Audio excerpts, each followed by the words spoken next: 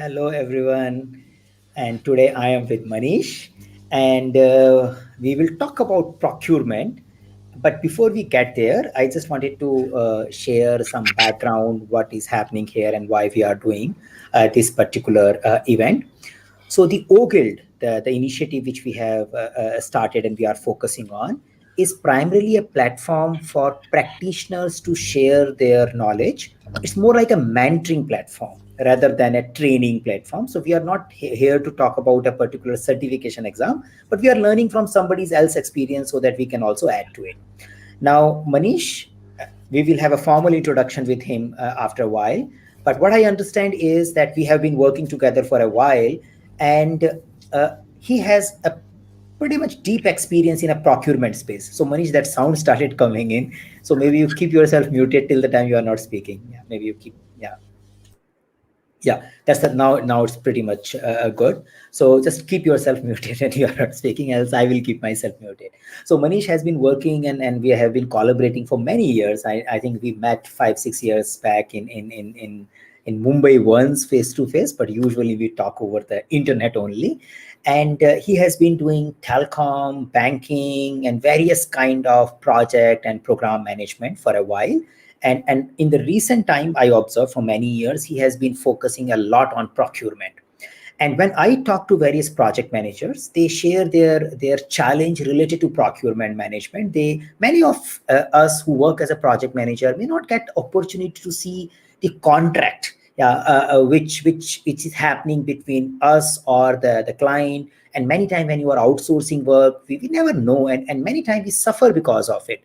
Because in contract, our sales guys may commit something, and as a delivery we face a lot of difficulty because we are finding difficult to implement that.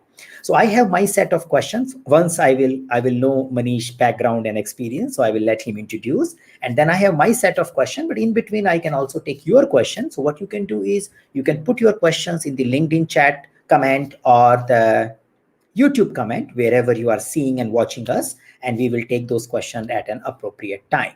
Yeah. So, Manish, introduce yourself before we move further. Okay, now confirm if you still hear background, whatever disturbance. It's okay, you're on mute now. Okay, good. Okay, hi everyone. I can't see you guys, but I hope you all are doing good. So my name is Manish. Saket has briefly introduced me. Uh, to add to what Saket just said, I have about 26 years of global experience, predominantly in IT, but also have worked in various industry domains like telecom, banking, pharma, etc., manufacturing included. Right now, I'm based out of a small city south of Sweden, which is close to Copenhagen in Denmark. Uh, in past 26 years, I have had the privilege to work in almost all the continents except Africa. So I carry a lot of cultural background, the cultural sensitivity that is needed in today's global world. And yes, in past about 7 years or so, I'm formally into the procurement world. Uh, so that's a short introduction about me, Sakit.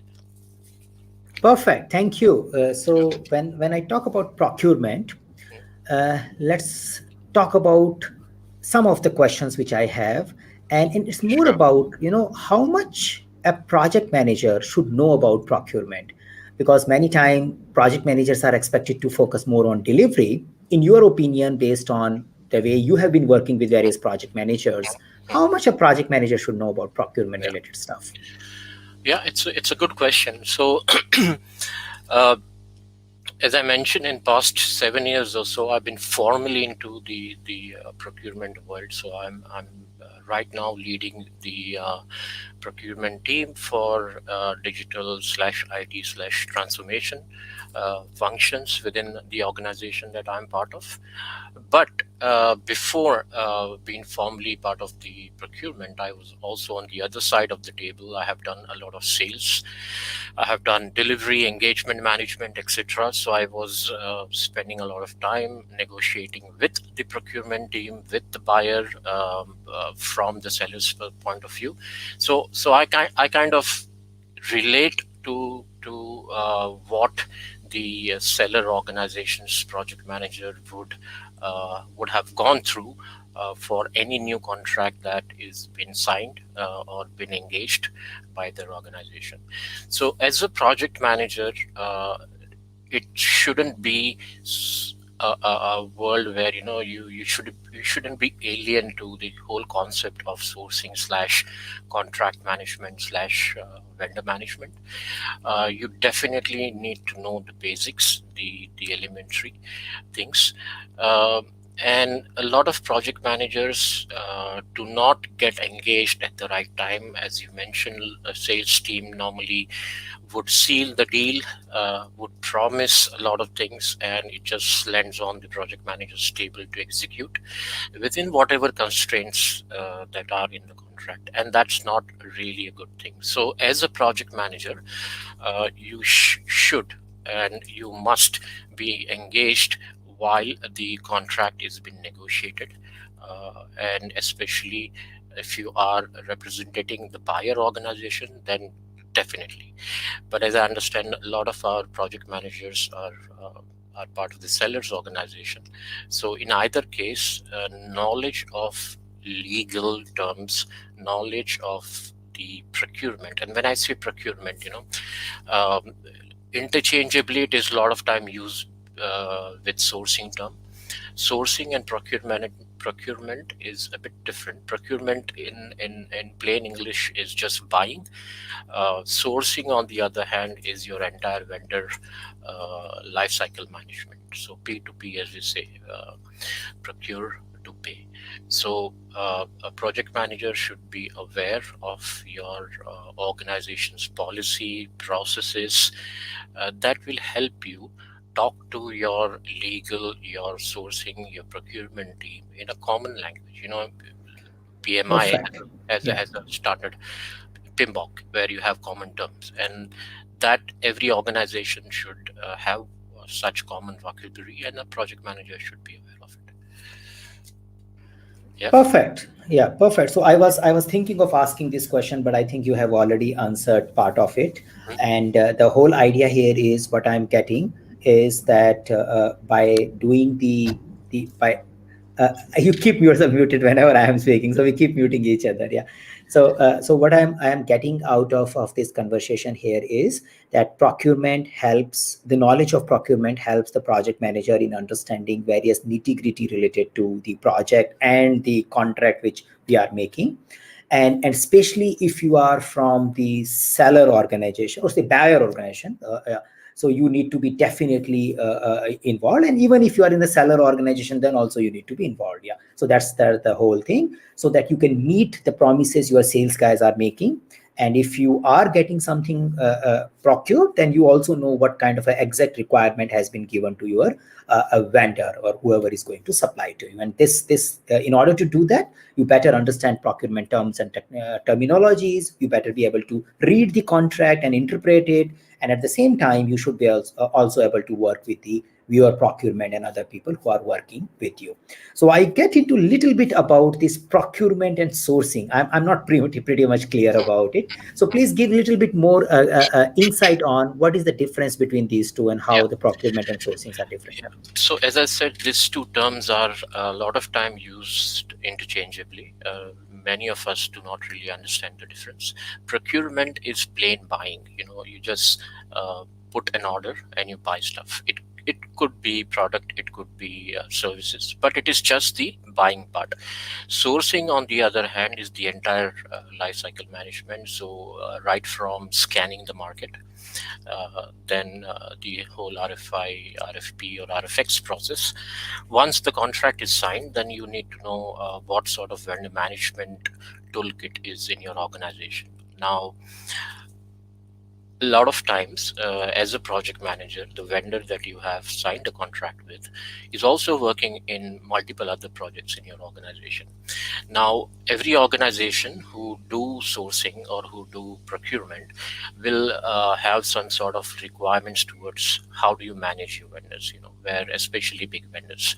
So, your vendor management forums, your vendor management, your vendor governance, what are the standard organization-wide KPIs that the vendor has, your contract level KPIs, etc., invoicing, administrative stuff like that, till you finally close the project contract.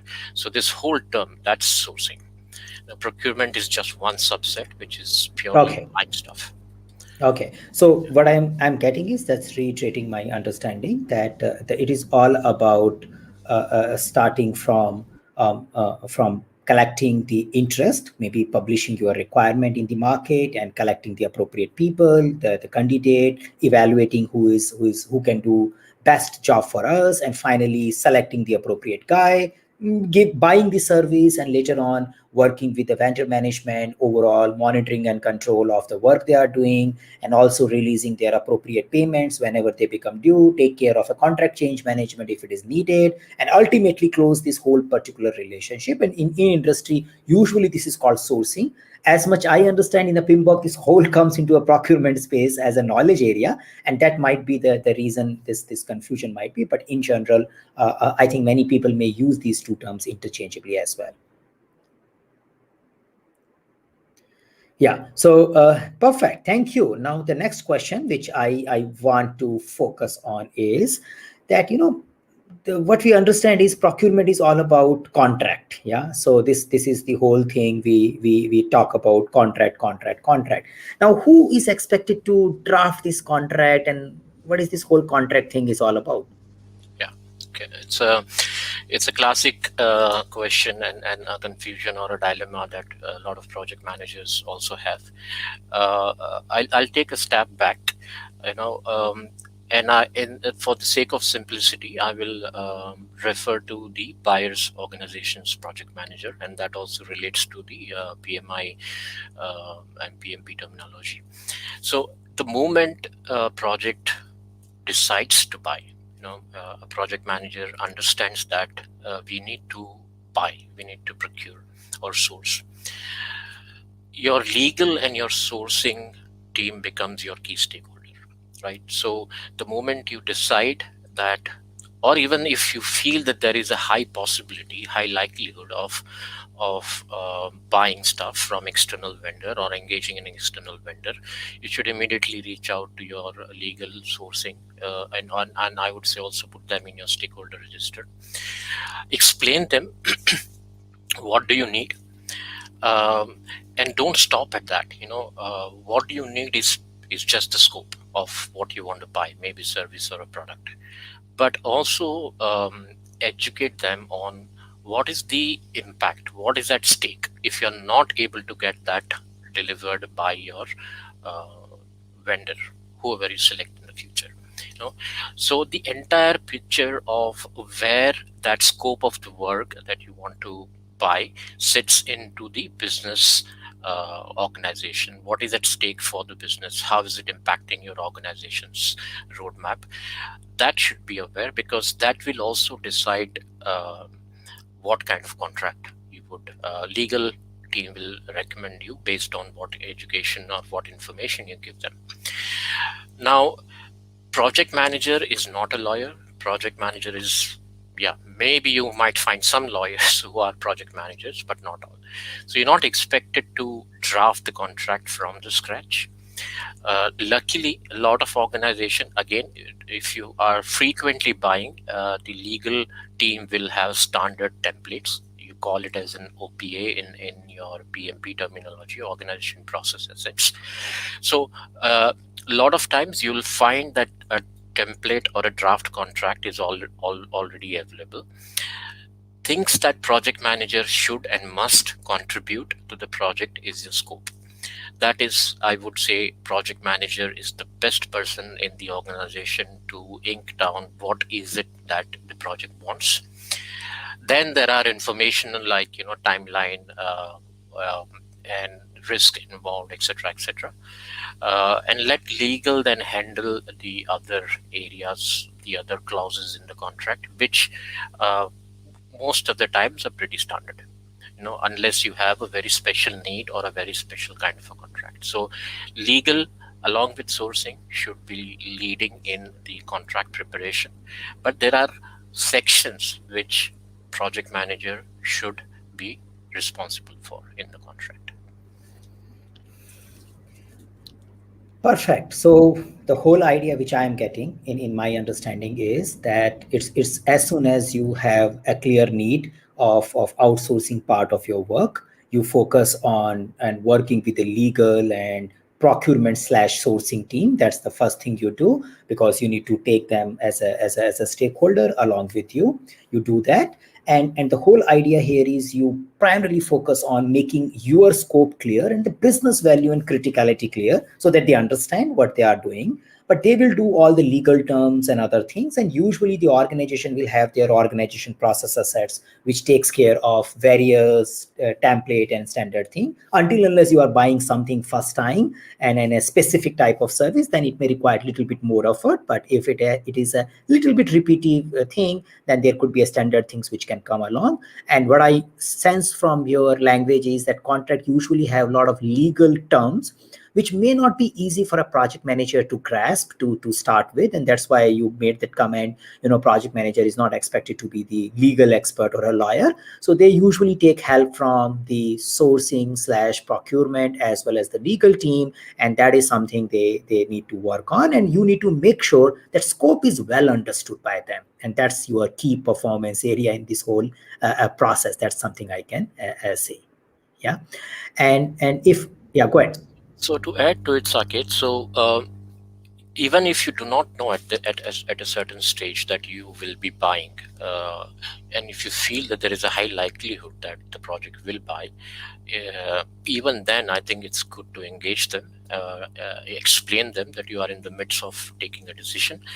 A lot of time you might get good advice from your sourcing, from your legal team, sourcing especially in this case, because they have a lot of intelligence around the market. They can tell you who are the good players, if their market is conducive for you to buy versus hire people in some cases. So even if you have this idea that there would be a need to buy, I think it's good to give them a heads up, and not wait till the project decides. Of course, when you decide, definitely you need to involve them much more. Okay, so what I guess is that work with them proactively so that they can be ready and don't wait for the final things to Yeah. to come up. Great. Now, another thing which comes in mind is like, am I expected to lead the negotiation? Am I the one who will decide what should be the purchase price as a project manager, or these procurement guys will do it? And many times that the risk attached here is the procurement guy may try to squeeze the provider and maybe give me the cheapest possible provider, and then I will suffer when I am getting into delivery. So what do you say about it? First is how much role I can play in the negotiation, and how can I mitigate the risk of these guys just not focusing on the cost alone, where I have my own reasons to work. Yeah. Well, uh, you are right. I have seen cases as well where the cheap vendor wins, and not really value for money vendor. But again, who is expected to lead the negotiations? It's highly contextual. But as a project manager, I would recommend that the PM should not lead the negotiation. Um, Sourcing, they have a team. They do this in and out every day. Uh, but you need to, as you mentioned, Saket, you need to be aware that is sourcing focusing on value for money, or is sourcing focusing on going for the cheapest option. Now, um, PM should definitely be part of the negotiation. You should be in the room, But before the negotiation starts, you should have a good strategy along with your sourcing team and your legal team. Normally, I work very closely with the legal team, so because there are certain clauses in the contract which has commercial impact, and therefore it's important that and of course the project manager, I also involve them in the meeting if and when needed. But there is one another aspect that the project manager should understand. Now, sourcing do the negotiations, they do this almost every day. Negotiations are not easy, they are tough. You never know what is the right stage to stop to create a win-win situation, right? Now, sourcing, let them be the bad cop. Uh, because sourcing is not going to be involved in most of the cases, involved in managing or owning the contract when it is signed. It is the project manager. You will have to deal with the vendor, whoever is selected. You will have to build a good relationship. So do not start on a wrong footing. Do not start with a very aggressive mindset, because if you lead the negotiation, then you'll always create some sort of an impression about yourself, and that might prevent you to create a healthy relationship. So let sourcing lead the negotiations. Project managers' input is definitely required, and set the expectations with the sourcing slash legal that no one-sided decision. Your input is equally valid, and that will give you some sort of comfort or cushion around not always going for the cheapest. You know, so you if something goes wrong, you always can blame on sourcing that the price was not right. Mm-hmm. But it is always good that the project manager kind of takes that good cop position in the negotiation room. Perfect. So what I'm getting here is that it's a team effort in a simple word, and the organization should create an environment where these three groups can collaborate well rather than just look for their individual KPIs, because the sourcing may have a KPIs of getting it at the cheapest possible price. The legal may want to protect all the possible consequences for that particular deal, whereas a project manager or the project team might be more focusing on their project objective get met at the fastest possible time in a best quality. So sometimes they look contradictory goals, or maybe a little bit a kind of a two dimension of the same thing. But ultimately we need to balance this out, because you need to give the desired quality, desired amount of commitment from the vendor, and that's why it's a joint thing. And I understand many times these negotiations are very tough, and project managers usually coming from a delivery background, they may not even think of asking that many questions, that many price, or that many conditions. And you that's the point which I picked up, that you never know when to stop. Yeah, so the sourcing guys have a specialization. They know till what extent they need to negotiate and when to stop doing it. And sometime in the whole process you may also become a little bit of a bad guy, because this guy was watching for all the time a cheapest possible answer. So better someone else remains there. And when you have to work on a day-to-day basis going forward with that particular supplier or a vendor, so better you stay a little bit out of it when it comes to this conversation of a negotiation. Yeah, hopefully I'm getting it right. Yeah, true. Perfect. Now, since you spoke about legal, yeah, so legal also looks like you open up a contract and you see something like all dispute will be handled in this particular jurisdiction. That's the only thing I remember from a legal space. Yeah, And then sometimes you have a penalties, and sometimes you have a copyright protection, yeah, escrow account, and so many things. Yeah, and fortunately I have worked in a pre-sales also, so I yeah, got to know at that point in time. But later on they were pretty much confusing. So how much a project manager should know? yeah. Uh, First of all, yeah, I mean, contracts can be 1 2 page contract, and it could be 1,000 pages contract as well. So again, it's very contextual on what kind of contracts your project has to deal with. Remember one thing, that once the contract is signed, legal is sort of out of the picture till you have some sort of a contractual dispute or you need some clarification.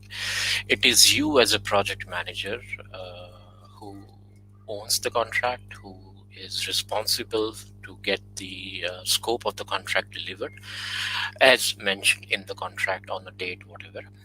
So you you cannot just escape from not knowing the contract. But then again, you are not a lawyer, uh, so understanding of the basic frequently used terms in the contract is definitely needed. It also will help you, every time you are sourcing, every time you have a new contract to be negotiated, you don't start with a blank slate. And one of the recommendation that I have is, ask your PMO or whoever is your manager to get some sort of initial crash course training from the legal team. So you don't have to, every time legal team, if they start educating every project manager about how the contract should look like, they'll get frustrated. So a basic training course will help you know what are the typical used terms that the project manager should know. And of course, if you find any of the terms you don't understand, you can always approach your legal and ask informal explanation about it. But project manager definitely should be aware of the basic contractual terms. Now, again, the complexity of the contract, the nature of the contract, and what are you procuring? Are you procuring normal laptops? Are you procuring services? Are you procuring software as a service? Are you doing open source procurement, etc., etc.? Then the legal terms will vary a lot. So find some good books, get some training, and at least make yourself familiar with the basic contractual stuff. I wanted to also show you all. There is, if you are in IT, this is also a good book, uh, which is talking mostly about the IT related.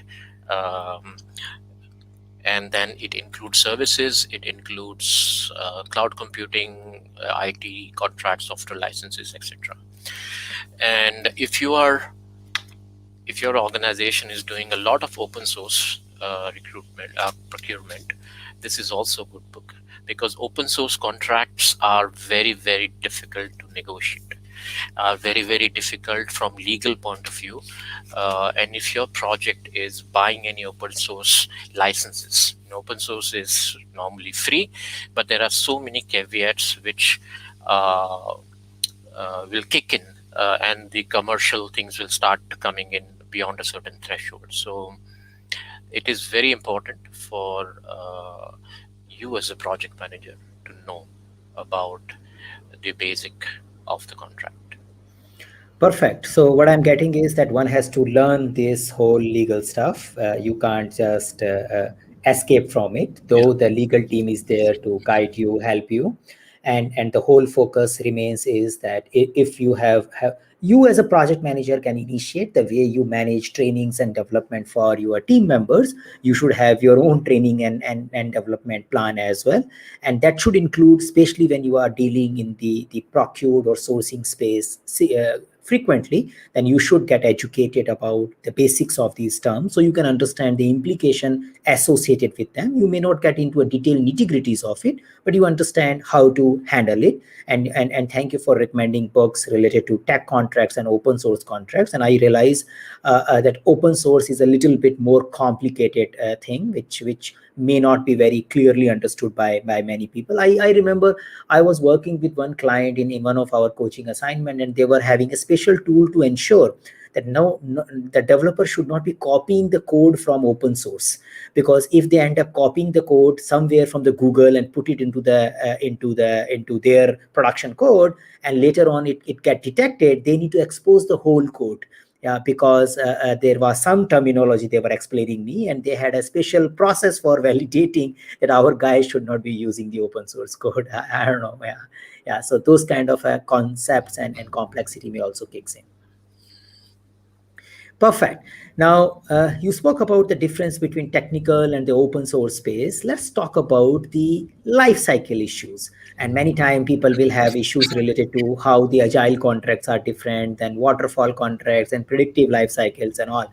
So the way we see it, contract is all about defining something and getting something done. Yeah. And when you have a life cycle where definition of thing is expected to emerge, that's the one, and the another one where the definition of thing is pretty well known. So I perceive that both of these approaches should be handled differently when we work with the contracting or sourcing them. So what is your opinion about the impact of life cycle on the contracting space? Well, well, this is an area we can talk for many hours. Um, but yes, definitely. I mean, as you mentioned, the whole assumption of writing a contract is that as an organization, as a buyer, we know what we want. Now, that works very well with the productive life cycle. Both the parties are aware of what is in the contract is the scope, and anything not in the contract would eventually result into a contract change, and that kind of makes life a little bit simpler. The only thing is that no matter how much well we plan, we will never be able to define our scope 100%, but that's okay. I mean, predictive life cycle, we invest a lot in planning and putting that down in the contract. So in some sense, we get a good view of what we are getting for what price, and we also get some grip around the changes that we are doing. But when it comes to adaptive life cycle, there is a paradigm shift in the way we do project. We don't know a lot of things in the beginning. We don't want to know a lot of things in the beginning, because we don't want to invest heavily on planning. We want to be wiser as we proceed and correct the course based on the feedback from the stakeholders, etc., etc. Now, if I don't know everything, what do I put in the contract? Now, this is a classic challenge, and it's still not resolved um, when it comes to adaptive life cycle on what is the best contract. So yes, um, the approach, both in terms of the contract structure, also in terms of negotiations, varies a lot when it comes to predictive versus adaptive life cycle. Okay, so what do we do when we have a predictive or adaptive life cycle, or in a way, what should we consider when making a contract in an agile environment? Yeah. See, but the way we see is agile by design looks like should be done inside the organization with set of people. They are dedicated, they will work, they will change whenever it is needed, and there should not be any middleman in between. Yeah, yeah, that's a I perceive the basic design of agile. Everyone collaborate, and contract comes later, but collaboration is more important. But the way many organizations end up doing, because of the nature of their work, there is a part of agile, there is a part of sourcing happening in between, and then that sourcing component itself is expected to be a little bit agile because requirements are emerging. Yeah. So how do we handle that? What kind of a things usually people use when they do this kind of work? Yeah, yeah, yeah. So if you look at the whole concept of agile, it substitutes your planning accuracy, your exhaustiveness of planning. You don't need to plan a lot. Now, it also means that your product owner, as you mentioned, Saket, that uh, product owner should be having the flexibility to decide the product backlog, what should be prioritized, what should be groomed, how it should be groomed, etc., etc. And that makes life a bit difficult for a buyer. And let's face it, it's a reality today that IT is still in demand. IT competencies are still in demand.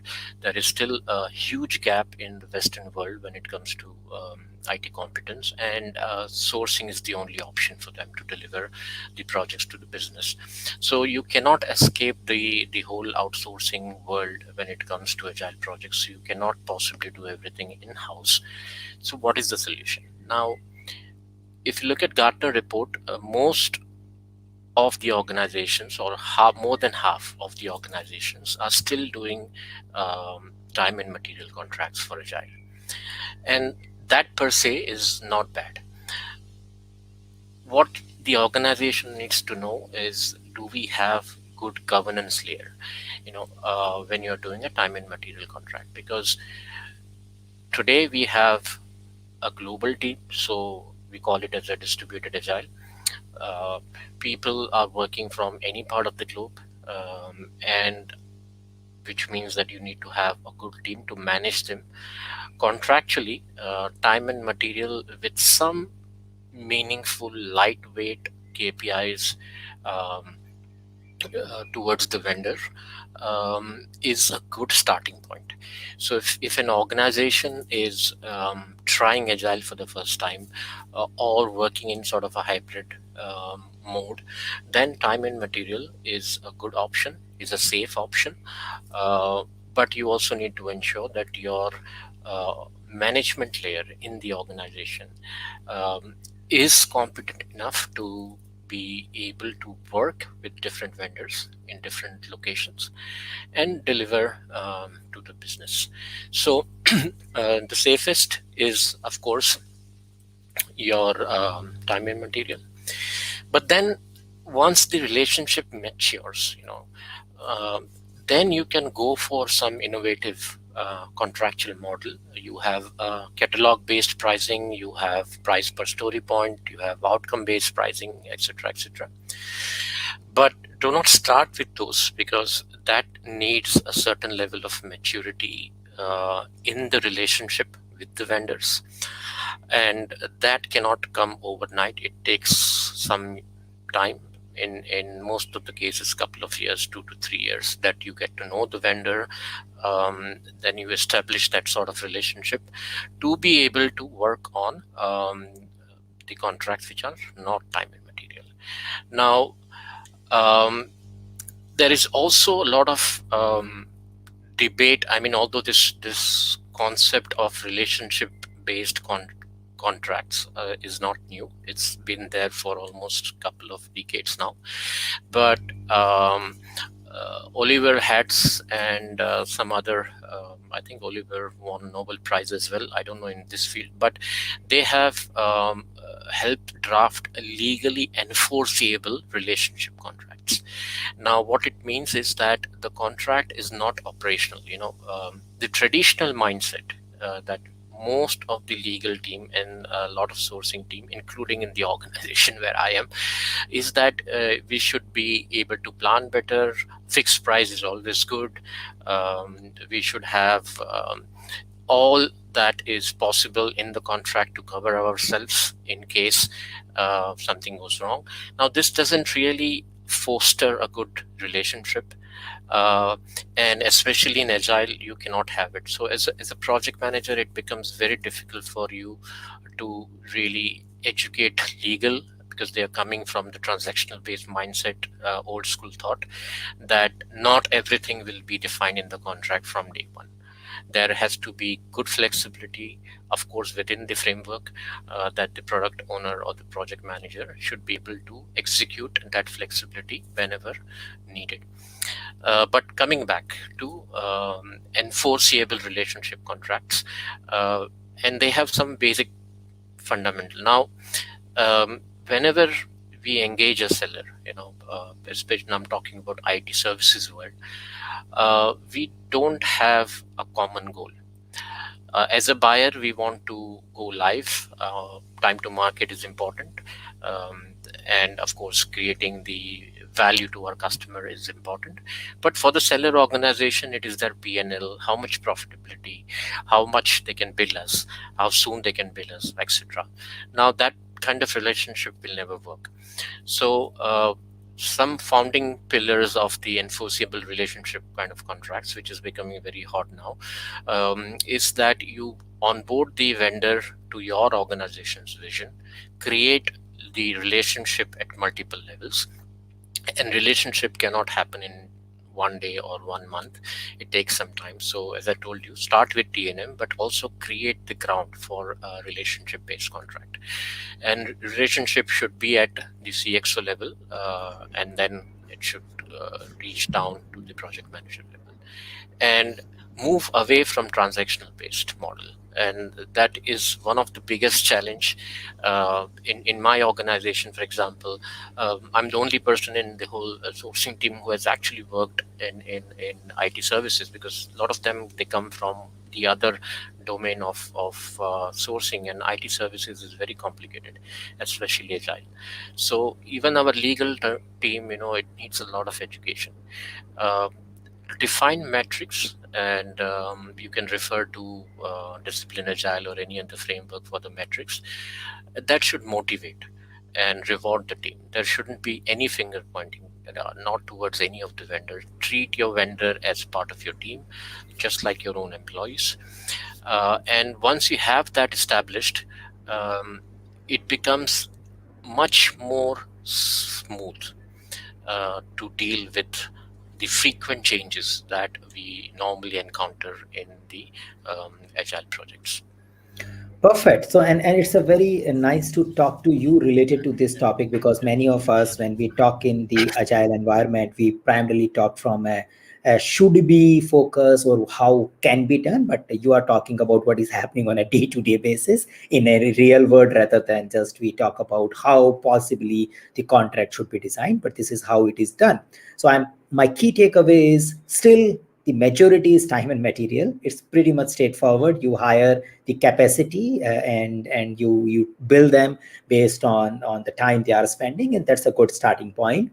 And I do understand the contract, and we are focusing on collaboration over contract, which is more about relationship, so that we have a common goal between the seller and the buyer, and then they proceed for the common objective. But that thing can only happen when it's kind of a partnering organization. So one create, rather than we have a supply coming from here, we are partner with them, and they are working, and they are our technology partner. And then something is it is from a senior management till the execution team, that kind of a partnering, kind of a trust and relationship exists, so that it can take it forward. Yeah. But I do sense that from your answer, that in a sourcing space, people do still have a mindset of transaction. Let's get the best price, and then when the year get over, let's look for multiple vendors again. Forget about this vendor. So our 1 year contract is over. Let's do the evaluation again. Now, if you keep changing your vendor, then how the relationship will emerge, how the whole quality will emerge. But that seems to be the reality in many organizations. And from your experience perspective, as well as the data you pick up from the industry, you believe the time and material is a good place to start. And yeah, there are a lot of fancy and the new stuff, but in a real world, they may not be that much implementable to start with. Am I getting it right, or you want to add something here? Yeah, yeah, you're right. And also to add, the whole partner term, right? So it's a challenge in our organization to move away from using the term vendor or seller to partner. And yes, until and unless the organization has this mindset that we are working with a partner, um, then the relationship will not work. Also, it's again a classic thing. Should we work with one partner or more than one? And the best practice from sourcing perspective is we should always de-risk. So you should have at least 2 to 3, depending again on the size of your organization. So any big organization, likes of Bank of America or those kind of ING, etc., they'll have at least more than 4 to 5 preferred partners. A smaller organization can have 1 or 2, or mid-size can have 2 or 3. Never put all your eggs in one basket. So never go into a position where only one of the partner is working with you, and that partner can then actually play a hardball with you, because they are the only one having knowledge. So always maintain healthy competition, and I say healthy. Um, and Boston Group, they recommend that divide and rule. A lot of organizations unfortunately still use it. They have two or three partners and they will divide and rule to get some better pricing or whatever, and that is utter nonsense in today's world. So move away from divide and rule, create a healthy partner ecosystem, create transparency, engage with all partners together. There are forums that all the partners should come together and openly discuss. There are some things which they cannot discuss in the forum because of sensitivity. But so move away from divide and rule. At least have two partners with you in your entire organization's IT transformation or whatever you're doing. Perfect, perfect. And it means you want to build relationship. Yeah, that's true. But you don't want to marry one partner. Yeah, you want to still keep the options open. That's what I am picking up here. And you are de-risking it. So because any point in time you want to always keep that beauty context live. So there is always a context happening, and everybody has to prove I am worth more than it. And I do see that creates inter-partner rivalries as well. I have worked in some of the organization where our sales guys keep, we need to get these guys out by next year. Can you do something so we can just get rid of them and we can take the whole account? I say yeah. So I am a project manager assuming, and my boss is giving me this goal. That other vendor should be kicked out. Yeah. So I said okay. But again, I believe this reality will be there, and there may not be a perfect solution for it. Yeah. No, I mean, you're right. In our legacy world, we did a huge outsourcing and selected just one partner. And then, of course, at that point of time, I was new to the organization and I had raised the concern. But anyway, so that didn't work. And you're right. It creates some sort of rivalry. But if the messaging at the CXO level is loud and clear that this is how the organization will be working, we will have more than one partner, and no exclusivity. So initial challenges will be there, but once the partner kind of understands, that they are not going to get the entire piece of the cake, they have to work with others. Uh, then it becomes, I mean, right now in my organization, we are at a situation where the partners have sort of accepted that they will not get any exclusivity or not the 100% of the work. So yeah, but as at the same time, as I said, if you have multiple vendors and you do a divide and rule, that is going to backfire. So that shouldn't be happening. Yeah, Perfect, yeah, perfect. So yeah, what I'm picking up here is yeah. that the basic thing which I can pick up in the agile world, there has to be a sourcing. Yeah, it's not going to go away very soon because people want to get technology skills. At the same time, they may not want to commit for long duration. So that's going to be there. A good starting point is time and material. There are a little bit more like per story point and other options, but they may complicate the whole engagement. Over a period of time, the organization start focusing on building partnership and relationship with their suppliers rather than just treating them as a supplier. And usually the recommendation is have multiple suppliers if you are, especially if you are a large organization, because you want to always keep some healthy amount of stress and competition in the environment. But at the same time, as a say, if you are working with various partners on a frequent basis, you make them clear that they need to accept each other as well. So they get rid of the mindset that we need to grab somebody else's pie and focus on contributing more to what they are doing. And by doing a long-term relationship, selective partners, multiple partners many times, and focusing on maybe gradually moving from time and material to a little more complicated, but a healthy way of contracting could be the way forward when we work in the agile environment.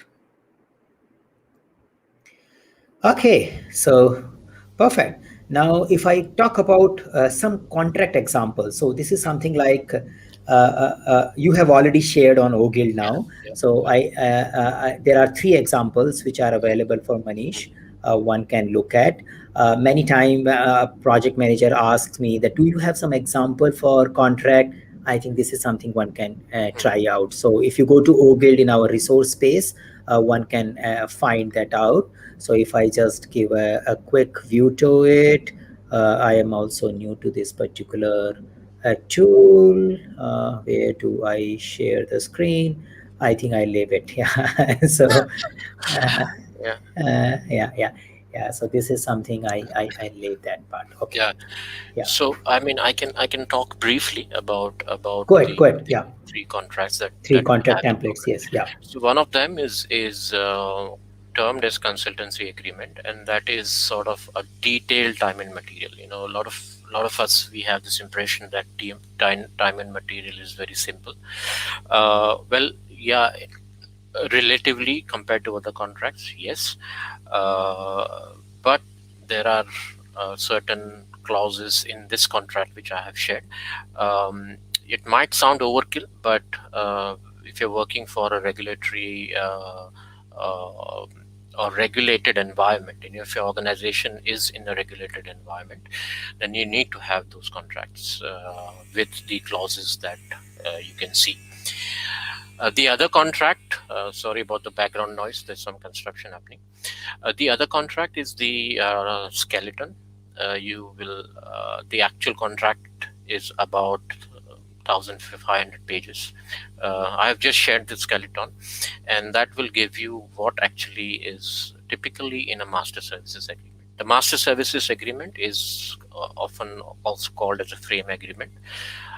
It will have all the terms and conditions, ways of working, relationship level agreement with a given vendor. So, as a project manager, if you are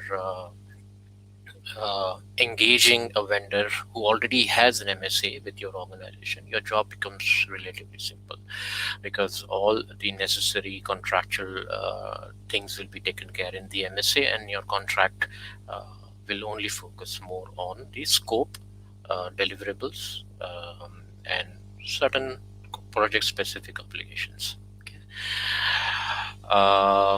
And the third contract which I have shared is an open. It's a web services contract, not really an open source. I haven't shared that yet. So web services contract is when you are using an external cloud to host some of your platform, some of your organization's application. Typical example: Google, Amazon Cloud, Microsoft Azure. Uh, then you are billed based on the resources that you use, the servers, the memory, the processing that you need, your real-time mirroring, your DRP, BCP plan, etc. So that's again a very simple contract that I have shared. Whenever you are going to engage with an external public cloud to host your platforms or your application. So these are the three contracts. So I also figured it out how to give a glimpse of it. Yeah. So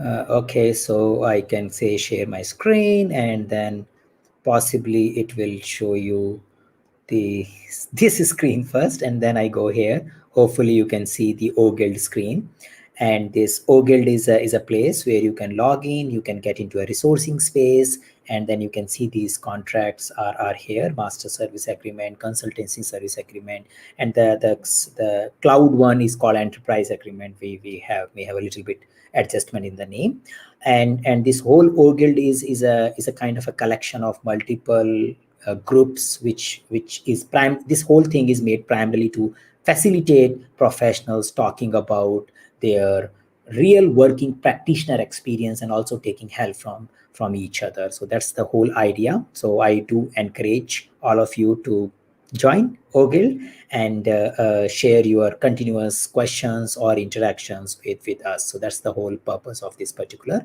website. Now, finally, some LinkedIn user was asking for this. I hope now you get where are these contracts examples shared, and we will also post the link in our LinkedIn feed if you can't locate it in the quick glance which I shared there. Okay, so towards the end, finally, I'm taking it. Any advice, anything you want to give to a project manager to sharpen the skill? You already shared two books. You already spoke about learning about open source as well as time and material and all those things, arranging training with your PMOs and legal team. What else you would like to recommend before we close this particular conversation? So yes, keeping yourself updated is definitely something that every project manager should do, or every one of us should do. Procurement is also going through a lot of changes. Especially COVID times has put a lot of spotlight on procurement, on how best you can source with the changing requirements. There is an interesting concept in procurement that is not very popular but slowly becoming popular, is agile procurement. So how do you source in an agile way? Procurement sourcing, you start with scanning the market, and then if you want, you do an RFI or RFP, and then negotiations, etc., etc. That's sort of a waterfallish approach, and it also takes a lot of time to source, which eventually impacts your time to market for the organization. So agile procurement is where you do procurements in sort of short sprints, and there's a completely different. We can have that a separate webinar sometime later, Saket. So agile procurement is one of the area which you should also look for, and ask your procurement team if they can speed up. That will help you save some time. As a project manager, again, negotiations is sometimes sensitive. Procurement team might not want a lot of people in the room for the final um, negotiations, but initial negotiation meetings, please try to participate, learn from procurement, learn from legal. um, you can be a passive listener initially. That gives you a lot of knowledge on how negotiations are done, what are the normal legal terms that are being discussed with the vendor, and it will also give you an understanding of what actually is coming in your contract. So apart from the theory, there are a lot of things you can read on the net, etc. But at the job, on the job, try to be part of the procurement negotiations, try to be part of any of the legal, because we normally, the legal track is different, procurement track is different, and then they eventually merge, because once the legal things are kind of ironed out, final bits and pieces left, procurement also, the initial negotiations are done, final bits, and then we kind of have the meeting together. So you can be also part of legal track, and that can give you, if you just attend some of the meetings, can give you a lot of practical knowledge, rather than reading a lot of books. The knowledge that you gain can also be very useful. Yeah. Perfect. So be an active listener, participate in their meetings, attend their training programs whenever they are available, challenge them to learn more about agile procurement, and maybe you yourself learn about agile procurement. And that's something one can do as a to enhance their skill as a project manager. Thank you, Manish. It Yeah. was insightful. I have been talking to many people about agile procurement, but when you come up with your experience and the challenges and not very clear cut life, many times we try to make the life simple, but the real life maybe many times is little messy. Yeah. And good to hear you and Yeah. your experience. Yeah. Thank you, Manish. Thank you, Yeah. Saket. Thank you. Nice Thank you. talking. Yeah. Take Bye. care. Bye. Bye. Bye.